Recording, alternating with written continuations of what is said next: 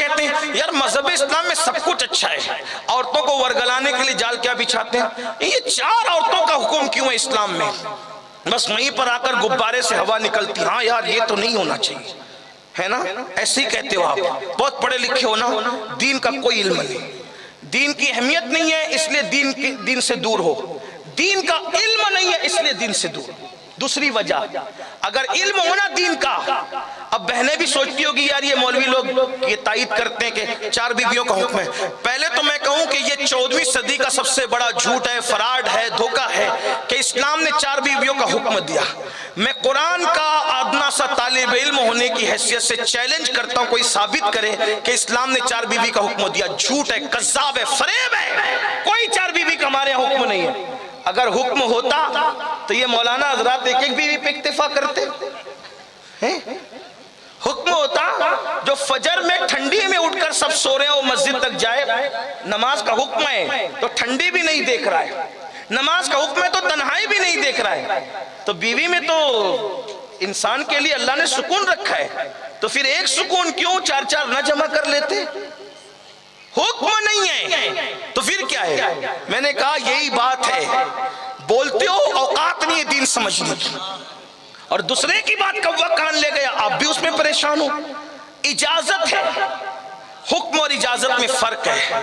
حکم کیا؟ پیر صاحب کہیں جب تک میری تقریر چالو ہے کھڑے رہنا، حکم ہے، اور اجازت میرے بچوں، میرے بھائیوں، میرے مریدوں، میرے شاگردوں، پیر صاحب کہ اگر چاہو تو کھڑے رہو، چاہو تو بیٹھ جاؤ، یہ اجازت ہے نا، یہ فرق ہے۔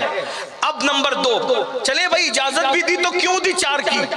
ہم نے کہا بیک گراؤنڈ تو سمجھو دین کا، علم نہیں ہے نا اس لیے پریشان ہو، علم دین سیکھو، ڈاکٹر بن رہے ہو، انجینئر بن رہے ہو، لائر بن رہے ہو، جج بن رہے ہو، سب بن رہے ہو، اتنا علم ہر آدمی عالم نہیں بن سکتا، اتنا تو سیکھ لو جتنا فرض ہے، تاکہ کسی کے فریب میں نہ ہو، مکر میں نہ ہو۔ میں آپ کے سامنے بات رکھتا ہوں، ابھی آپ سچ کہنا، اللہ کی قسم سچ کہنا، میں بہنوں سے بھی پوچھتا ہوں سچ کہنا۔ اسلام آیا کس ماحول میں؟ جب لوگوں کی 900 بیویاں ہوتی تھی تب اسلام آیا۔ قرآن کا نزول کب ہوا؟ جب 700 بیویاں ہوتی تھی تب، 1000 بیویاں ہوتی تھی تب، 1100 بیویاں ہوتی تھی تب، اسلام اس وقت آیا۔ قرآن کب آیا؟ جب بیویاں رکھنے کی کوئی حد نہیں تھی، تو اسلام آنے کے بعد 1000 900 999 700 1100 بیوی رکھنے والوں سے مخاطب ہو کے اسلام کہتا ہے فَانْكِحُوا مَا طَابَ لَكُم مِّنَ النِّسَاءِ، جو عورتیں تمہیں پسند آئے ان سے نکاح کرو۔ کتنی؟ مثنیٰ و ثلاثہ و رباع، 2 کر لو، 3 کر لو، 4 پہ بس کرو، لیکن 4 بھی اسی وقت اللہ تعدل، قرآن فَإِنْ خِفْتُمْ اللہ تعدلوا فَوَاحِدَةً، اگر ان کے درمیان انصاف نہیں کر سکتے تو ایک ہی کرنا۔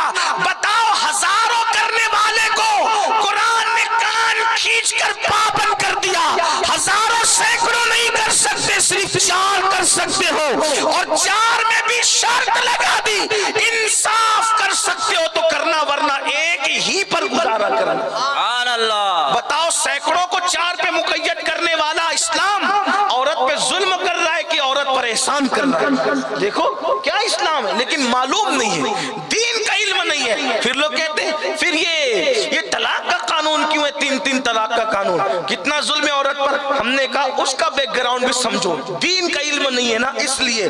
تو کہا کیا مطلب ہوا؟ ہم نے کہا مطلب یہ ہوا کہ جب اسلام نہیں آیا تھا، یعنی قرآن نازل نہیں ہوا تھا، تو لوگ عورت پہ ظلم کرتے تھے۔ کیا ظلم کرتے تھے؟ یہ ظلم کرتے تھے اس کو لٹکا کے رکھتے تھے، نہ بیوی بناتے تھے نہ مکمل طلاق دیتے تھے۔ ایک طلاق دی لٹکا دیا، پھر جب مدت ختم ہونے لگی تو رجوع کر لیا، پھر دے دی طلاق، پھر مدت ختم ہونے لگی تو رجوع کر لیا۔ کوئی 50 بار رجوع کر رہا ہے، کوئی 10 بار رجوع کر رہا ہے، کوئی 100 بار رجوع کر رہا ہے، نہ بیوی بنا کے رکھتے ہیں نہ طلاق دیتے کہ عدت گزار کے کہیں اور نکاح کر لے، اس کو لٹکا دیا، جہنم بنا دیا زندگی کو۔ جب قرآن نے دیکھا بیوی کو لٹکا کے رکھتے ہیں، مکمل طلاق نہیں دیتے کہ کہیں اور نکاح کر لے، نہ بیوی بنا کے رکھتے ہیں، 10 بار رجوع کر رہے ہیں، 50 بار کر رہے، تو قرآن نے آ کر کہا الطلاق مرتان، طلاق صرف 2 مرتبہ ہے، 2 بار رجوع کرو گے بس اتنی مدت ہے، تیسری بار رجوع کر نہیں سکتے، اس کو لٹکا نہیں سکتے، تیسری بار طلاق دو گے اب رجوع کرنے کا تمہارا حق ختم ہو گیا، اب وہ کہیں بھی تک گزار کر کے خود بخود نکاح کر سکتی ہے۔